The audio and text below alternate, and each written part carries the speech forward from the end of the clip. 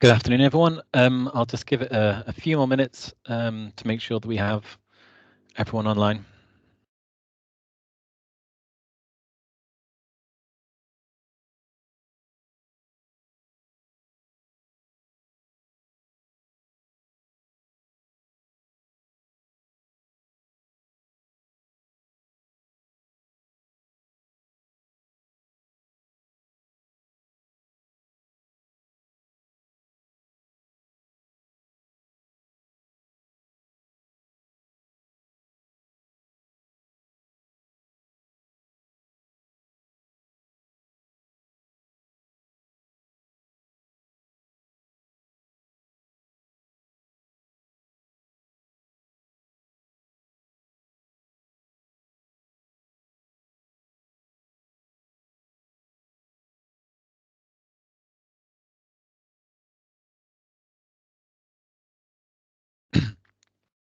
So for those who weren't on the session last week, this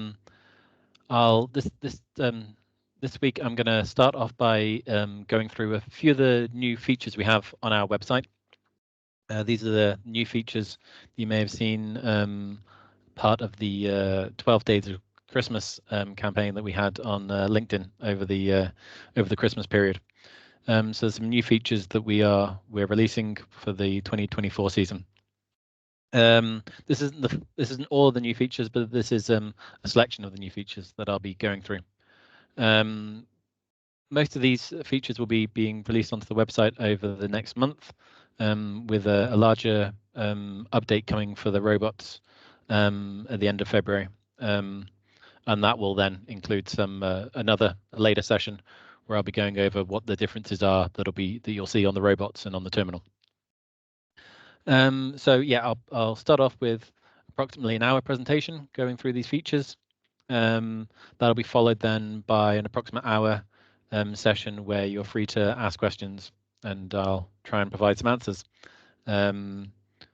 Mainly concentrate on kind of the website stuff, hopefully, but you're free to ask me whatever you need. Okay, so yeah, I'm Gareth Edwards. I'm the digital project manager here at AgroIntelli, and I've been heading up the development of the website since we began 8 years ago. So yeah, I'll start then by going through the new things that we have. Okay, so here on the website, you'll see the live page.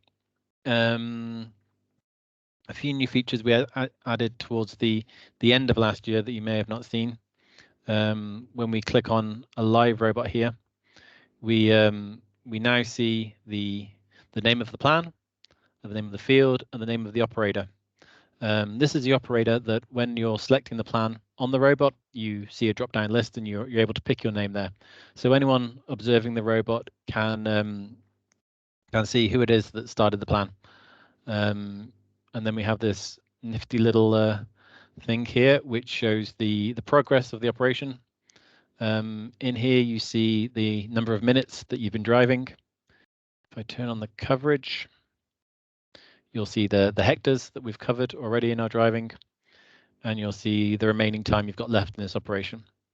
This is just an estimate, so it'll get more accurate, of course, as you get closer to it. But if you've got an operation that's several hours long, say a 5-hour operation, then the remaining time will be an approximation. The robot isn't always able to drive at its full speed, which can incur it running slower than what we thought it would. But it's a good estimation of when it'll be finished. Down here as well, we also have the crop eye unit, where we see an image from the crop eye, and we can see how many images it's taken so far and the space left on the hard drive, if your robot is fitted with a crop eye. Okay, next feature I wanted to show, if we go under, oh, sorry, one more on the live page. 1 second. So we were asked by several people if they could take some information out of the website, so that if you've been running with your robot in many fields and you want to kind of get an overview of that. So here we have the logbook, and this is all the operations that you've carried out, kind of sorted by day. So on each day you see the operations that you've done and the time it's taken. If I go into 19 here, this is our test robot, which is currently running up on our test facility. And these are some tests that I was running with it. If I want to download that information for my record keeping, I can press download here. And then I'm asked to put in the start time and the end time. Here I was only running on one day, so it's only one day, and I can select the times. If I choose one of my other robots and I want to download the logbook, here I get a much bigger window in which I can download data from. So if I say over this period, and I press apply and then download, then I download a CSV file, which can be opened easily in Excel or any other such program. It's just on my other window there. And so here I get a list of all the fields that I've driven, the plans that I drove in them, the start times. This is the time that I started driving, and for how long I drove, and for how much I covered. This can be very useful for documenting what you've done, taking it from the Rebody system if you have to then put it into another system or an accounting system. So yes, that should be there for everyone going forward. As with all of these new features, we're releasing them now to you. But if in the run of the season you're using it and you think of how it could be used better, perhaps the logbook, you want more information than we're providing, you're always free to contact us or your dealer to pass on that information to us so that we can improve these services.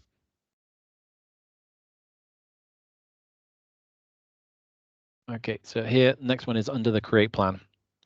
And I'll pick a field, which is our test field here. And then the next big change we have is for creating an implement. So we've had a number of changes with how we handle implements on the robot. Many of those are behind the scenes and you can't see, but basically we can now control more of how the operation is executed. It's most evident when we look here underneath the create implement window. So as before, we can give it a name.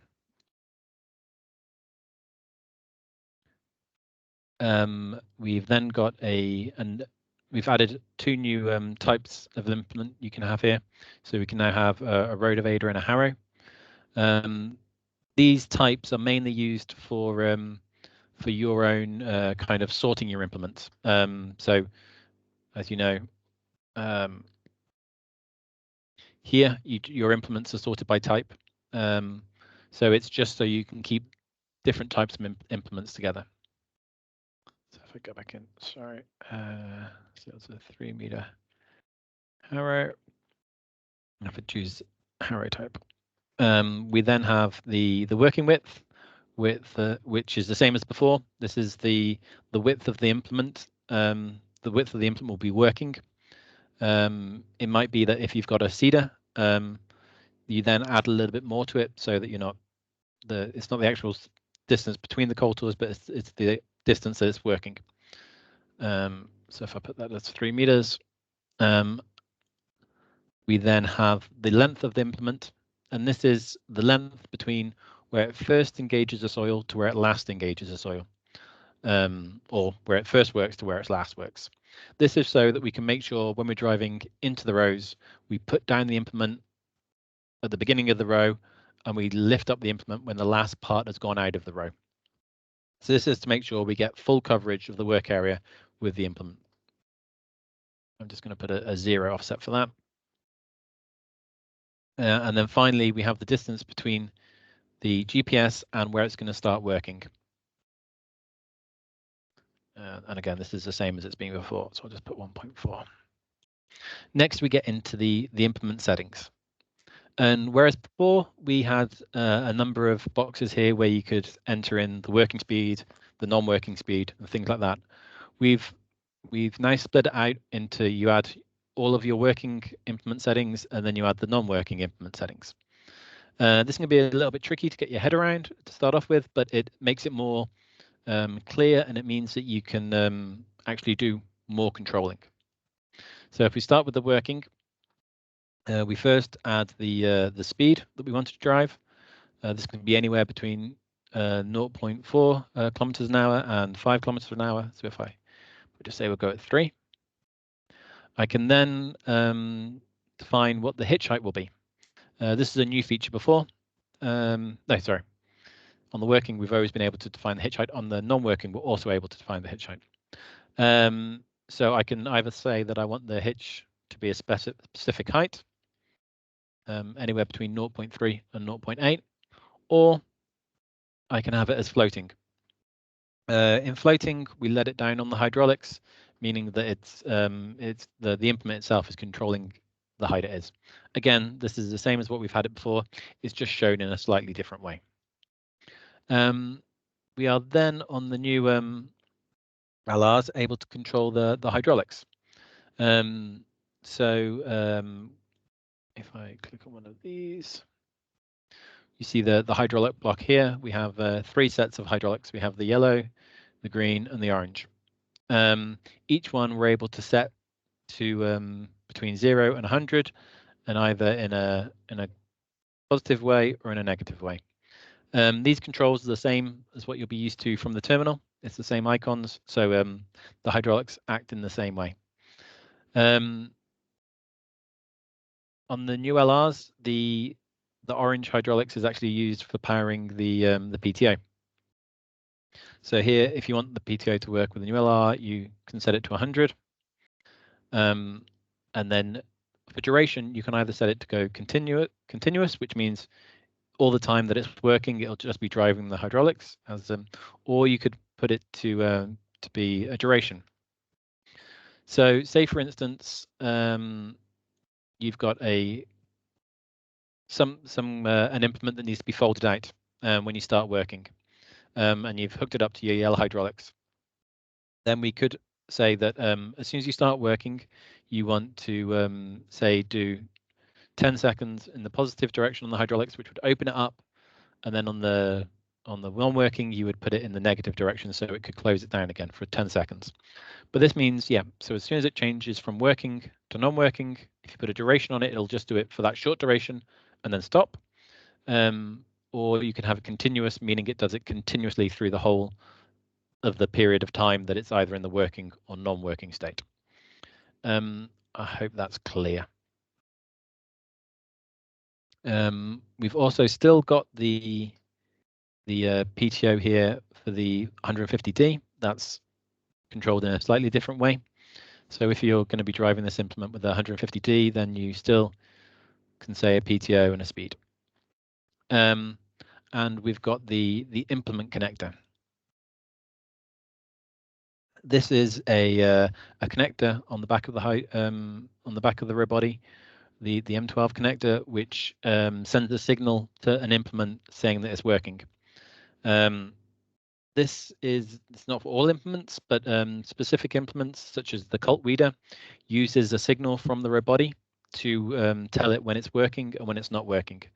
So if you need that, you can turn that on. In that way that the implement can know when to start working and not working.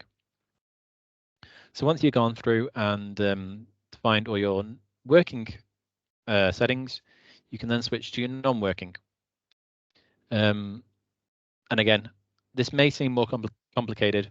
Once you've created 1 or 2 implements, it's not complicated at all. It just flows straight off. So now I want my non-working speed to be 4 kilometers per hour, slightly faster, and I can set my non-working height. As I said, this was something we didn't have before. The hydraulics always lifted the implement as high as it could go when it was non-working, but now we've changed it so you can specify it. So if, I don't know, if part of the implement is underneath the robot and you don't want it to lift quite high, you can do it like this. Yeah. And then the one extra tick box we have here at the bottom is the dynamic hitch control. This is one of the new things that we have. When it's selected, it means that as the robot is driving up to the work area, it'll already start lowering its hitch, so that the implement is in its working position as soon as you get to the work area, and the robot doesn't have to stop. This is both on the LR and the 150. The 150D might need a slightly larger lead-in to be able to drop the implement in time, depending on the weight of the implement. The hydraulics on the 150D are a lot more dependent on the weight it's lifting. But yeah, with the LRs, it's moving very quickly, and it drops the implement in the right place. For the 150D, it'll try to drop it to the right place, but if it doesn't reach the right place by the time it gets to the work area, it'll stop so it can do the last part and then carry on. So yeah, you may have to increase your lead-ins and leads out with the 150D so that it can do that, but you can do that when you're creating your plans. Yes, so I think that is the full extent of the create implements. Hopefully that's going to provide you all with a lot more control over what you can do. When you've created a new implement, you now see all of the settings here under the work, under the implement selector. You still have all your old implements that still work completely in the same way. It's all backwards compatible. Nothing's changed there, but you now have these new features which you can play around with. Okay, so the next thing I wanted to show was some new driving patterns we have. So if I just carry on through here to set up a field.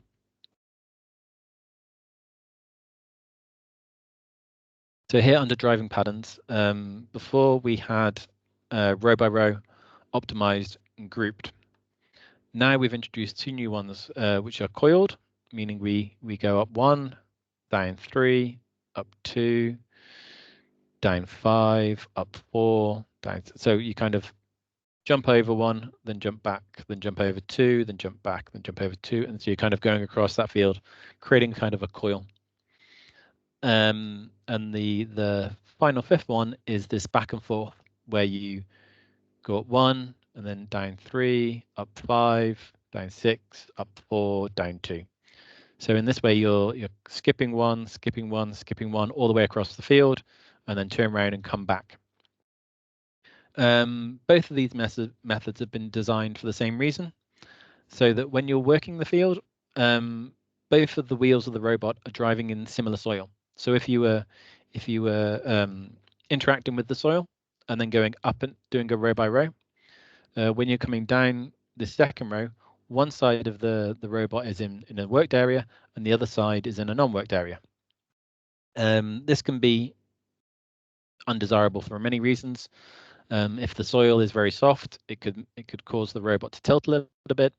It could also cause traction issues. So these methods have been designed to try and mitigate some of that. So if I go ahead and I choose the coiled, and then let's have a look at that. And then as with the row by row method, it's always good to choose your row entry in one of these specified methods, just because then you make sure it's going to start in the right place. So I just choose my row entry here. Yep. And I call this my coiled plan.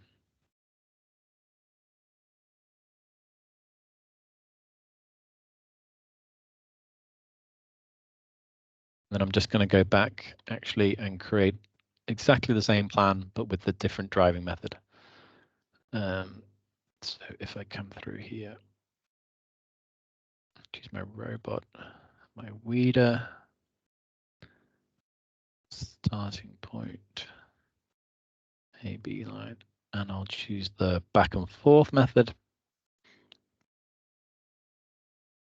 Just turn off that first small row, and I'll set my entry point.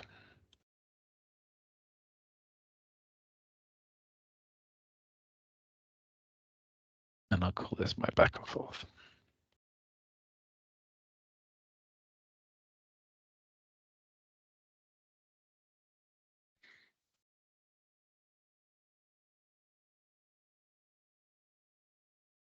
So both of these methods should be fairly quick. As you see, they've gone to my bell and they've already both been created. So I'll use my bell to jump through to my plan here. So this is my coiled method. As you can see, we first come down this one, up this one, down this one, up this one, and we kind of work our way across the field then in this kind of coiled method. And I've got my back and forth as well, where I skip a row and come all the way across the field. And just for comparison, I also did the same method earlier where I've just gone row by row. And here we can, if we look into the details by clicking on the eye, so the coiled method takes about 1 hour and 4 minutes. The back and forth takes 1 hour and 5, so just slightly longer. And the row by row is 1 hour. So as you can see, compared to doing row by row, a coiled method is slightly longer, and the back and forth is slightly longer than that. But you get, with the coiled and the back and forth, you're getting this extra advantage of not driving on, making sure that both sides of the robot are in the same condition. That brings me to my next feature that I wanted to show. I gave a preview of it last session.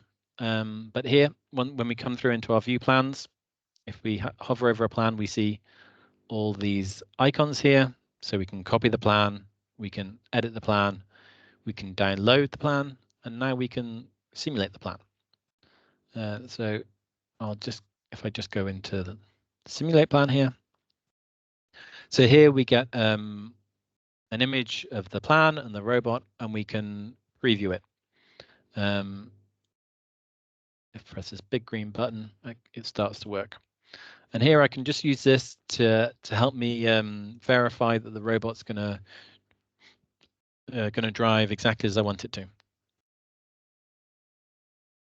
So here it's doing 0 turns. So as you see, each time it's driving, here both of the wheels are driving on non-worked.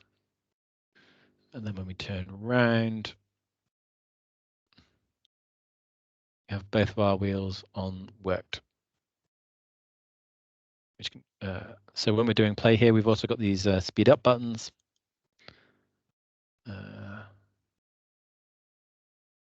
Because nobody likes waiting for too long. We've also got super fast mode.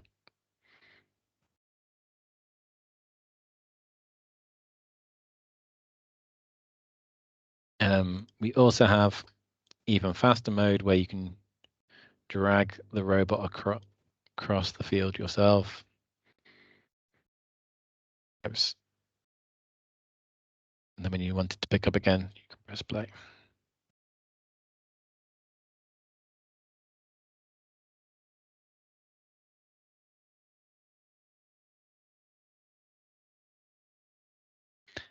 Yeah, so the simulator is a really good way to preview that your plans are going to go as you want them to, or to show other people how things are going to work.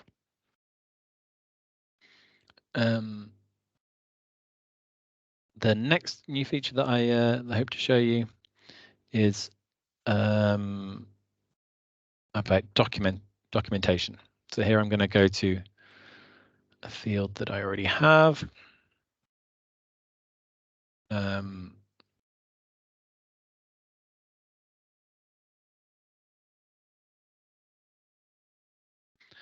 So I've gone through the field, the plan, and the operation. So as you can see, under operations, we just have the operation is called by the day it was driven, the time it took, and the time it was started. So this was started at 5:30 in the morning on the 28th of May and took 5 hours. And that's a fine name, but it can get quite confusing.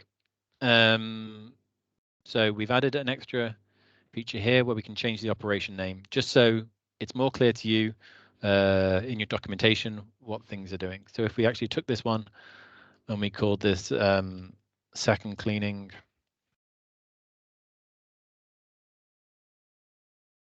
and we called this one first cleaning.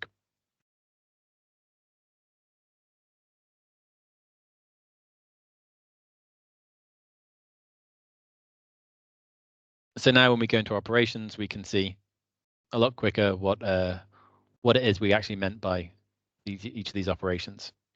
We've also added a note section, where you can add any notes about the operation you want, just for your own record keeping, so that you know, say if it was a very wet day, then if you're looking back at this a few months later and you're wondering why something, then you can look in your notes and see, okay, it was a very wet day. Anyone who gets to this field will then see that was what was going on. And you can use this, however you want. Under the operation here, we have the details about the operation, that it was, again, done on the 28th of May at 5 o'clock, 5 in the morning. So yeah, in changing the name there, you still keep the same information, of course. It took 5 hours and 2 minutes, and it covered an area of 5 hectares. This was also driven with the crop eye cameras installed, which from now will be available on all the new robots that are purchased. The crop eye is a camera that's downward facing, that takes images of the crop as we drive around. And this can then be analyzed using our AI models to give a picture of the distribution of crop and weeds within the field. I'll get onto that in a little bit more detail in just a few minutes. But one way that's summarized is here in the operation. You can see this is a maize field from the icon here, and there's approximately 5.6 plants per square meter, and they cover the area of the plant covers approximately 4.5% of the field. After the main crop, we've then got the monocots and the dicots, which are weeds. The monocots cover there's approximately 3.1 of those per square meter in the field, but they only cover 0.5%, and the dicots, there's more of those, and they cover slightly larger area.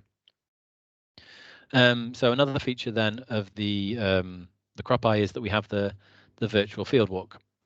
If I select that here, so at the moment it's retrieving all the images that were taken whilst driving around, and I can turn those on. So here you see there's a blue marker for every image that was taken as this operation was driven. Each one of these I can click onto.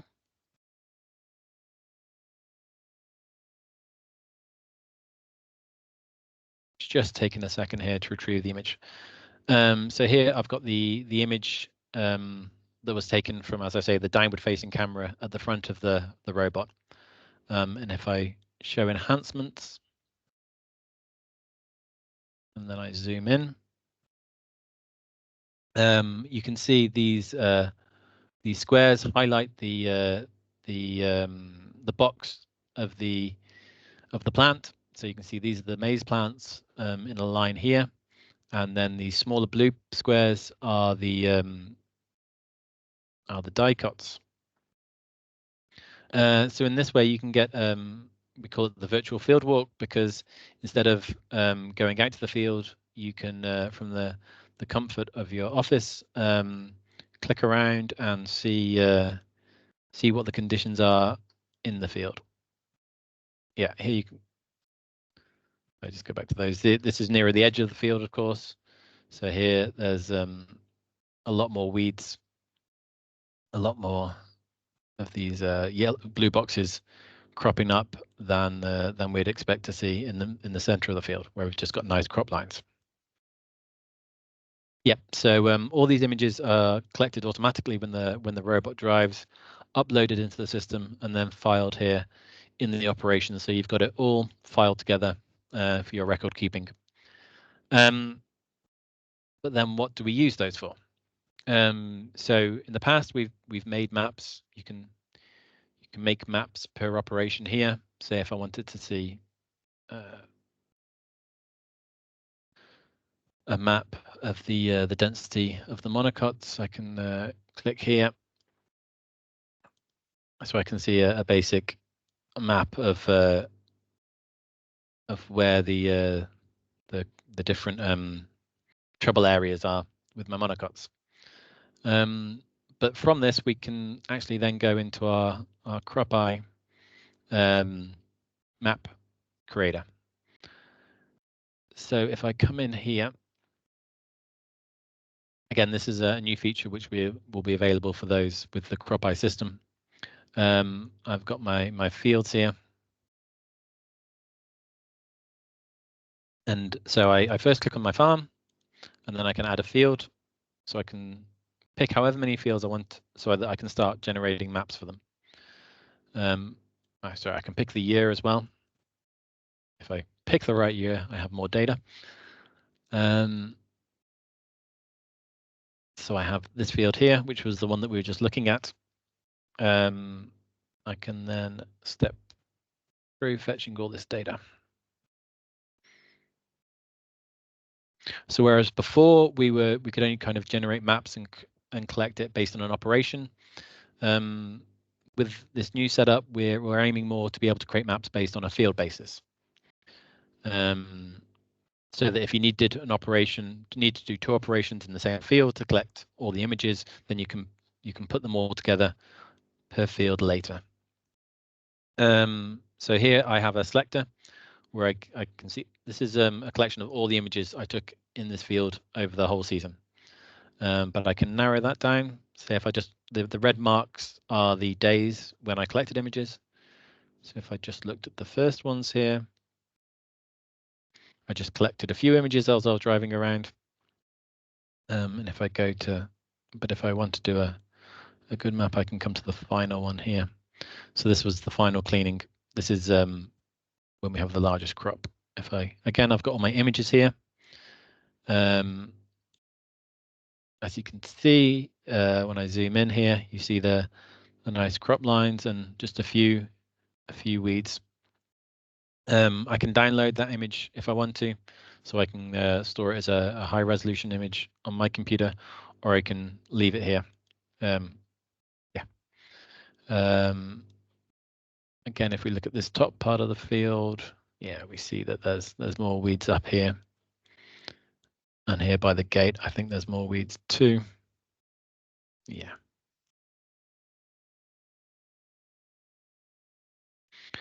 So what I can do with this is I can use this to make some site-specific maps. So the aim would be that maybe you do the first cleaning if you're doing cleaning mechanical weeding, you might do the first cleaning of the whole field and record images, and then on the second cleaning you could choose to only work the areas where you needed to, thus kind of saving on the driving time and the area covered. And then maybe in the third weeding you want to do the full field again, and then maybe in the fourth you just want to do a site specific. Creating these site specific maps of where your weeds are in the field can really help kind of reducing the amount of time you need to spend, but still getting a good job done. So here, if I go into the create the maps, I need to set the grid size that I want on my map. I've got my crop, which it guessed was maize. If I just put the leaf area on that, and then that's just so I can see how the crop is throughout the field, and then I'll get weed maps for my monocots and dicots.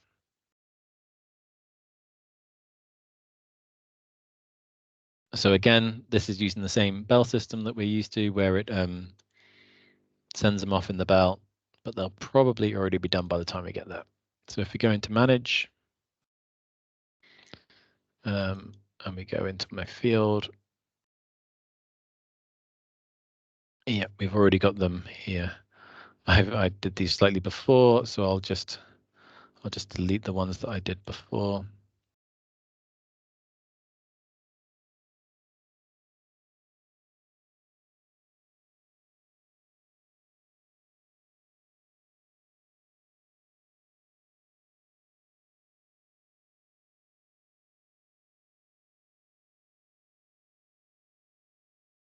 Okay, so we created one map for each here.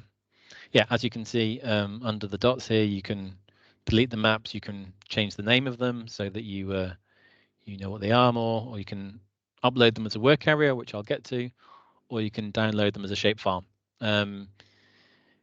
If you were going to create a map for a sprayer, you can download these files as a shapefile, and then you can use it in your normal system, so that if you wanted to drive with a tractor and do a spraying, you can use the maps based on our crop eye images to create sprayer maps, which is a good application for it. So if I look here at my maize map first, we can see, okay, it's fairly consistent. We have fairly good crop size across the whole field. Yeah, then we look at our monocots and dicots. These maps are ranked, so that the map that's kind of selected at the top of this list is the one that's shown. I can turn on the other maps, but then it's not until I change the order of them that this one becomes the one that's shown. So this is my monocots. Again, there's the high area here along the top edge, and here across this edge too. And I've got my dicots too, slightly more spread in this area. It's more spread out, but again, kind of those were the high areas. So to generate a site-specific map for this, if you want to do another cleaning, concentrating on the areas where there's high weeds, we can go to these three dots and click on upload as a work area. So here we can either choose it as a work area or a non-work area. Yeah, if we want to use it as something where we didn't work in that area, so we want to choose all they want to do it as kind of a low pass, so all the areas that were below, say 2%, we could make non-work areas. Then it would drive across the whole field and not work those areas. But we'll do a work area map here. This was dicots. Say greater than 25%. And then I move my slider here. These bands are based on the same colors you see here. So if you wanted, say, all the dark green ones and above, then you know what you're getting. But I'll just go for all of these areas and above, I think. Maybe take dark areas as well. So if I go for all of these areas and above. So let's say above 1%.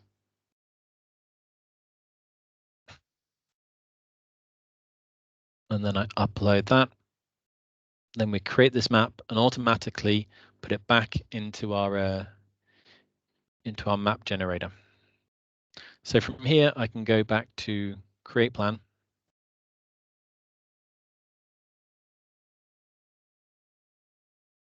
And I can go back to the field where I was. And I can choose my implement again.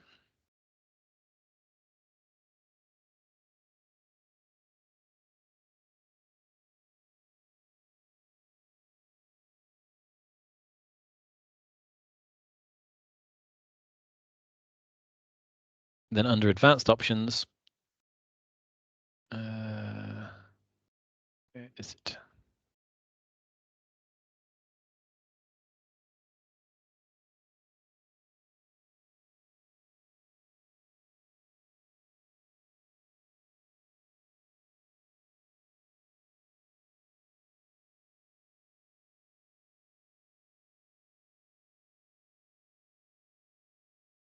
It's going to sometimes take a little time to come through.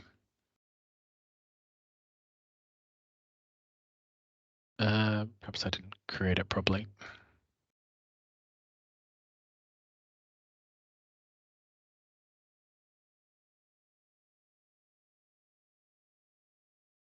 Try the monocuts.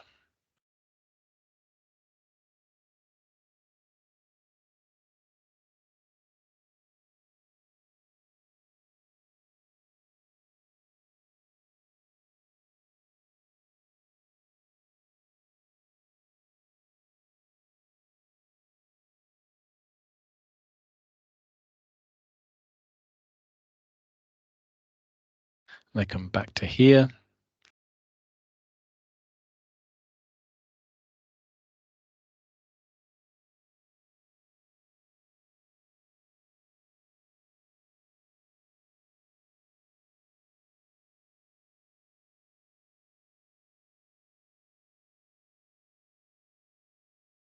Perhaps I can show you some of the ones I've already made.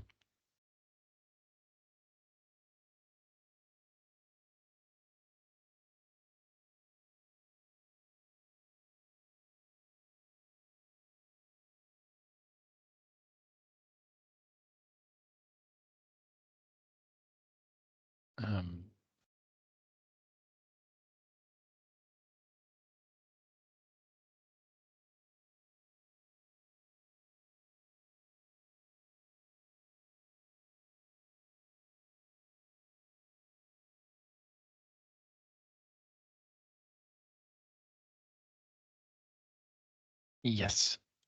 So on this field, we had an outbreak of volunteer potatoes. So we were able to create the weed maps here, showing the areas where the potatoes were. So then when we wanted to do a spraying, we could create a plan where we only drove through those areas. If I just choose a better A/B line.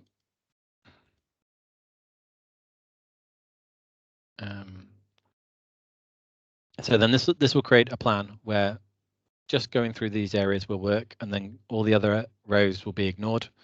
If there's some work on them, then we'll pick up that work. But if there's no work, then we won't pick up that row.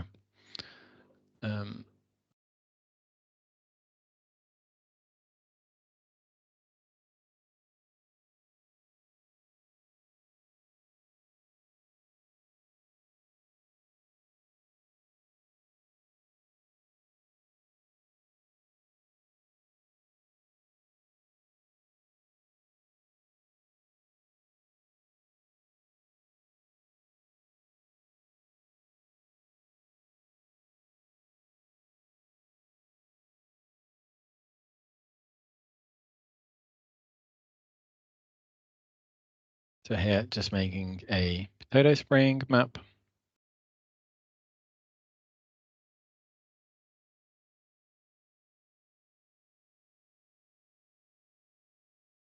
And this will probably take some time to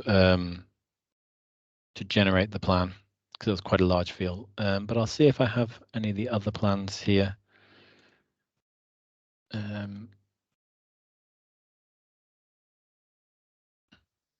So here is what I was trying to do before, where we can create the map where it's just concentrating on the high areas in the field, which are here in the corners along the top edge.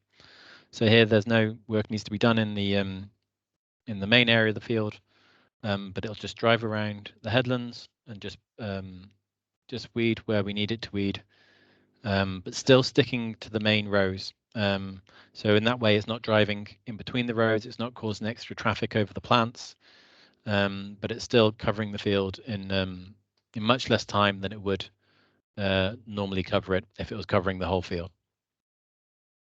So yeah, that's one of the advantages that we can have here with the crop eye system.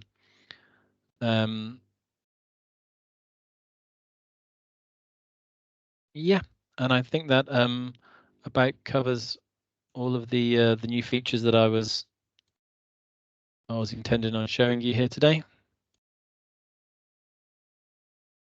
So we'll take a small break now, I think. Maybe get a cup of coffee and start again at 2 o'clock with the Q&A, the questions, answers, Q&A session, where you're welcome to ask me anything you need. Okay, thanks very much.